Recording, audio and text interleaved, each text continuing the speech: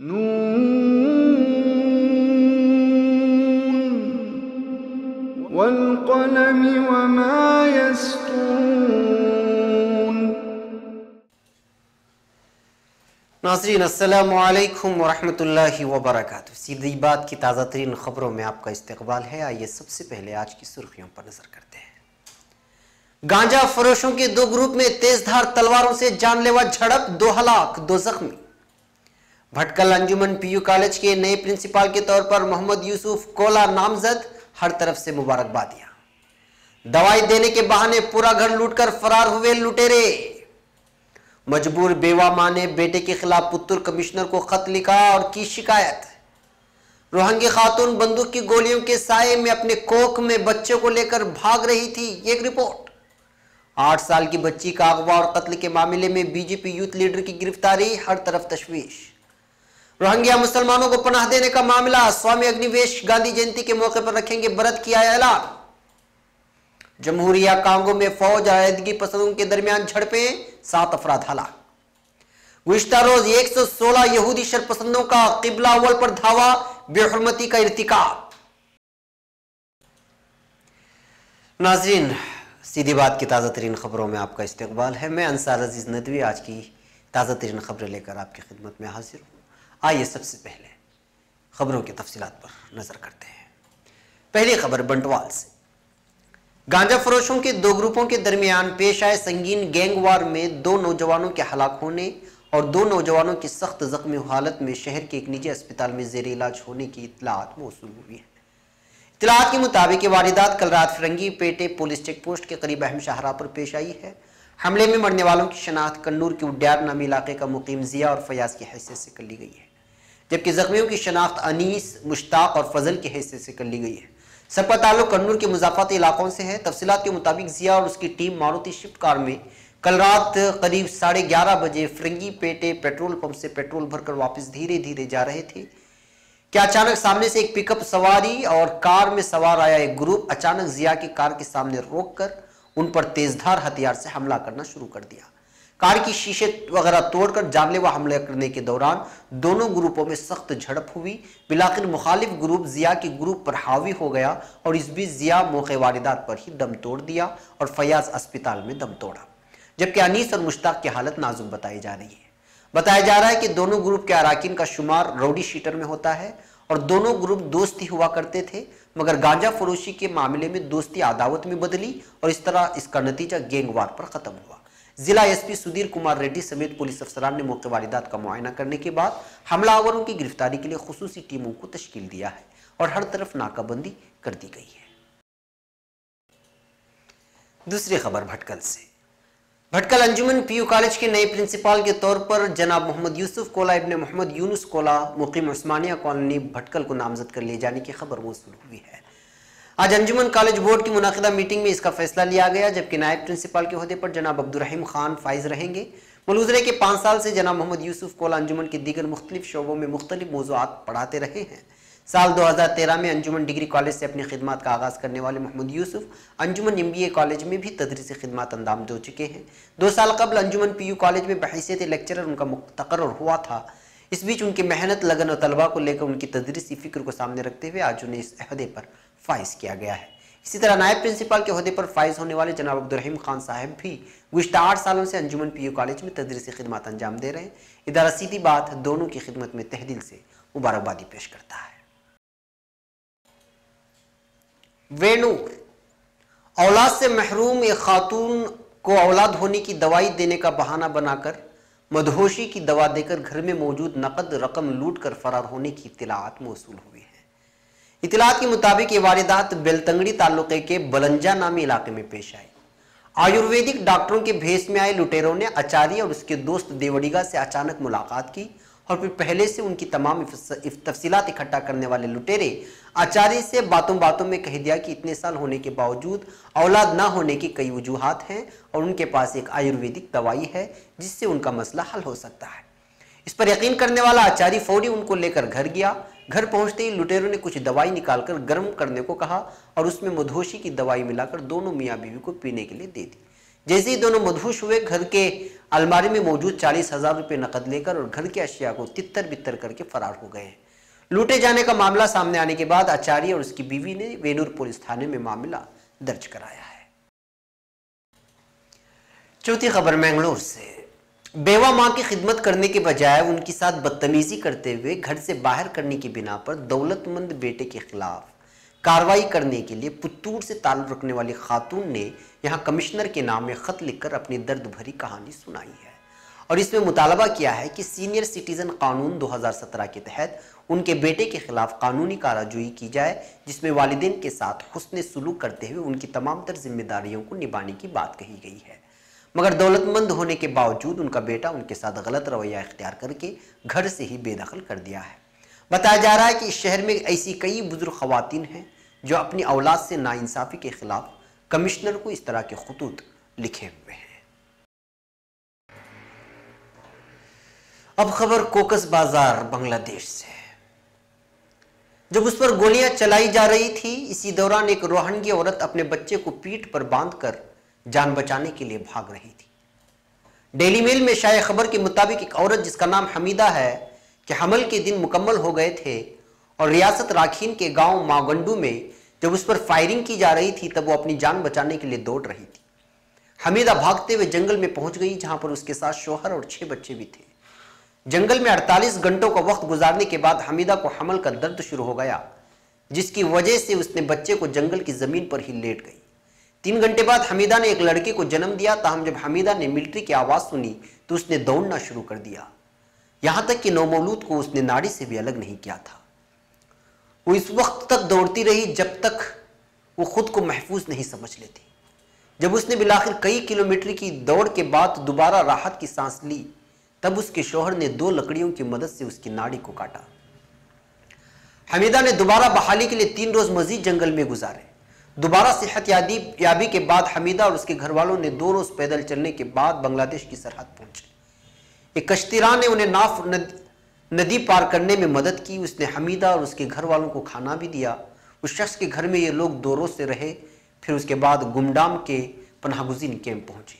पनाहगुज़ीन camp में भी उनकी हालत कुछ बेहतर नहीं है। उसका 15 दिन का बच्चा भूख से तड़प रहा है क्योंकि माँ दूध पिलाने से कासिर है। उसके दीगर बच्चे भी भूखे हैं क्योंकि उनके पास खाने को नहीं है।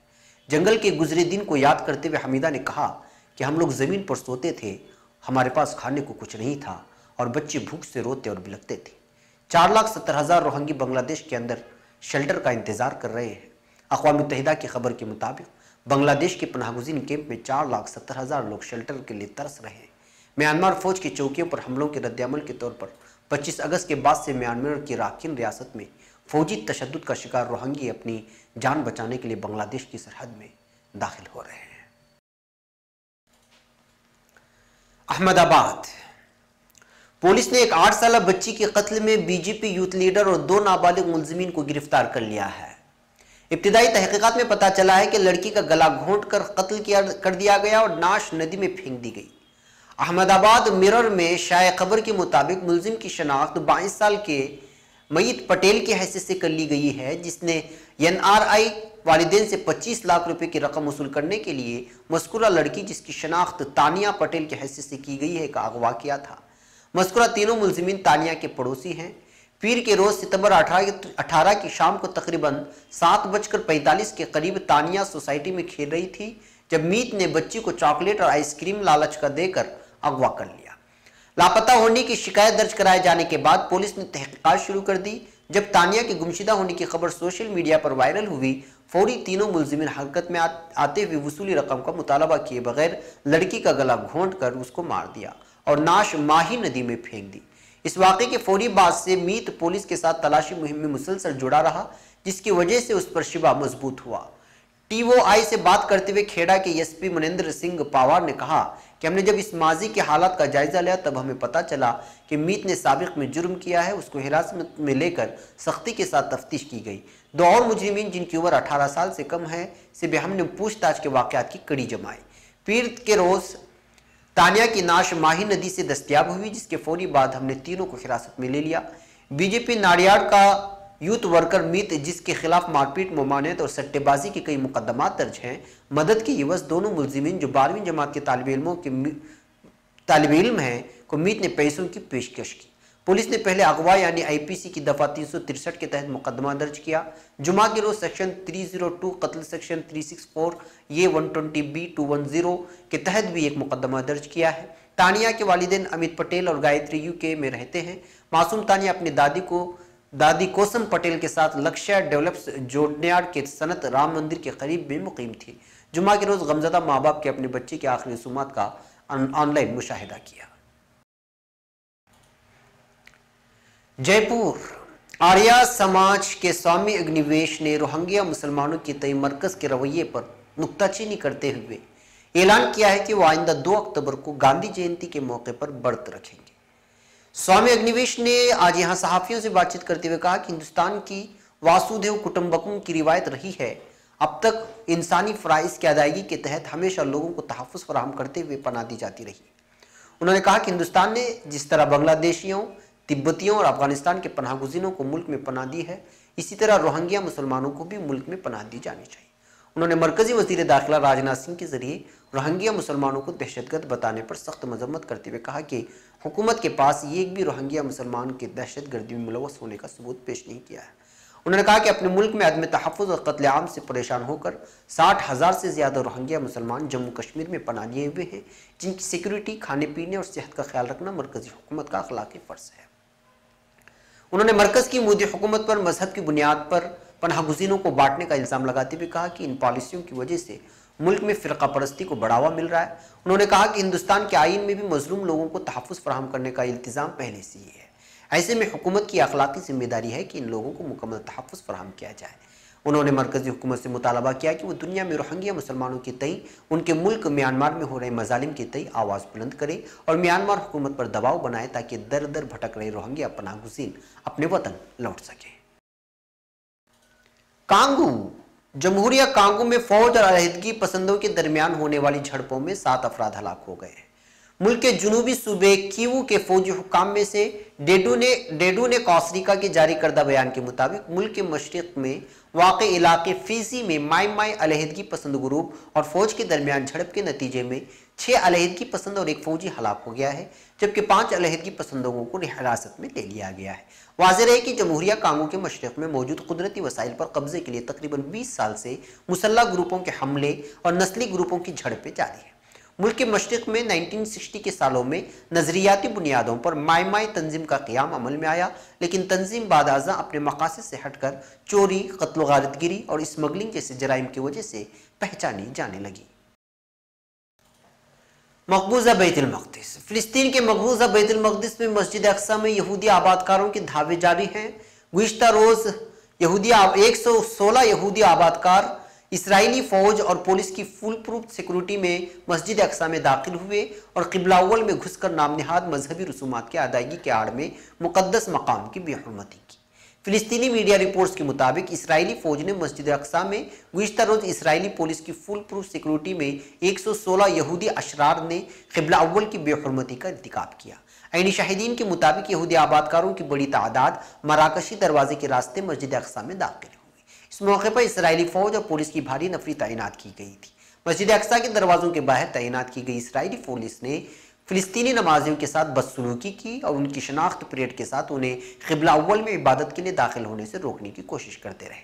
सिहनी फ़ौज की जानिब से रोकने पर फ़िलिस्तीनी मुश्तइल हो गए और उन्होंने सिहनी फ़ौज और पुलिस की गुंडागर्दी के खिलाफ शदीद नारेबाजी की।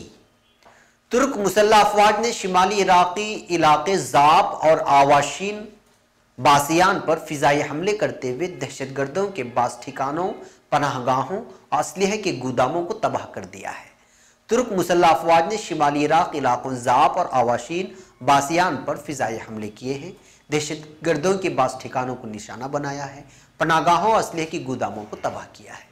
जनरल हेडक्वार्टर्स के मुताबिक तुर्क फ़िज़ाइया ने मुतल्लिक़ा इलाकों में दहशतगर्दों के ठिकानों का पता लगाते हुए उन्हें तबाह किया और बहिफाजत अपने अड्डों पर वापस आ गए। नाज़रीन, ये थी आज की ताज़ा तरीन खबरें। अगली ताज़ा तरीन खबरों के साथ फिर आपसे मुलाकात होगी। हमारी पूरी टीम को इजाज़त दें। अस्सलामु अलैकुम व रहमतुल्लाहि व बरकातहू। नून वल क़लम वमा यस्तुरून।